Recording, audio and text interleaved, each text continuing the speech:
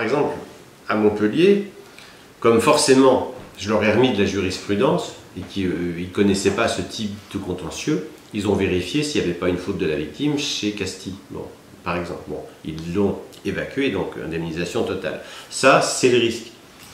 Et ça, moi, je trouve ça... Enfin, c'est pour moi ce partage de responsabilité du simple fait que tu as participé à une manif, moi je trouve ça absolument scandaleux parce que quelque part c'est une atteinte au droit de manifester et on ne doit pas pouvoir te reprocher d'être dans une manif. Voilà, je veux dire, moi ça me paraît tomber sous le simple bon sens qu'on n'ait pas à nous opposer ça. Moyennant quoi, les juges administratifs le font, enfin l'ont fait une fois, donc on verra si ça se reproduit par la suite. Bon.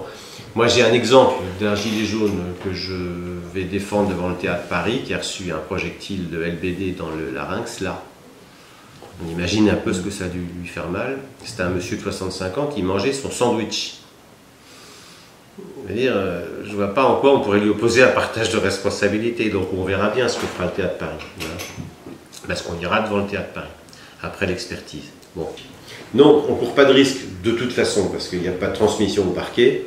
Et puis ensuite, encore faut-il qu'ils aient quelque chose à se reprocher, que, si tu veux, la démonstration, c'est de dire, c'est le juge de paix, c'est de dire est-ce que j'ai été poursuivi ou pas, moi, suite à des agissements que j'aurais pu avoir dans une manif. Si c'est pas le cas, on risque rien. Voilà. Bon. Mais après, encore, il faut quand même... Ça me paraît extrêmement difficile, moi, aussi bien... Nous, c'est difficile de dire quel est le policier qui a tiré, compte tenu de cette espèce de fourmilière que représente une manif où tout bouge. Bon. Et en sens inverse, ça paraît extrêmement difficile pour les flics d'arriver à déterminer si tel manifestant a commis des actes, etc. etc. Vous voyez? Donc je veux dire, cette espèce d'impossibilité de distinguer telle ou telle personne ou tel tireur, c'est valable des deux côtés, aussi bien du côté des manifestants que du côté des policiers, à mon avis. Bon. Voilà. Et donc, il ne faut absolument pas que ça soit un frein. Et puis, de toute façon, même à supposer qu'il y ait un partage de responsabilité, le principe de la condamnation, il demeure, qu'on le veuille ou non. Voilà.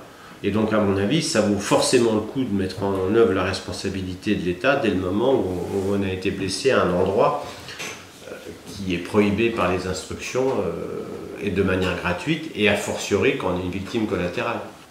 Alors lui, vous voyez, ce qui est intéressant, c'est que lui, justement, il avait été vaguement interrogé par les flics il y a quelques semaines, parce que on avait clairement vu qu'avant de se prendre un tir, il avait lancé une canette en direction des policiers qui étaient à 30 mètres, et la canette, il l'a envoyée royalement à 8.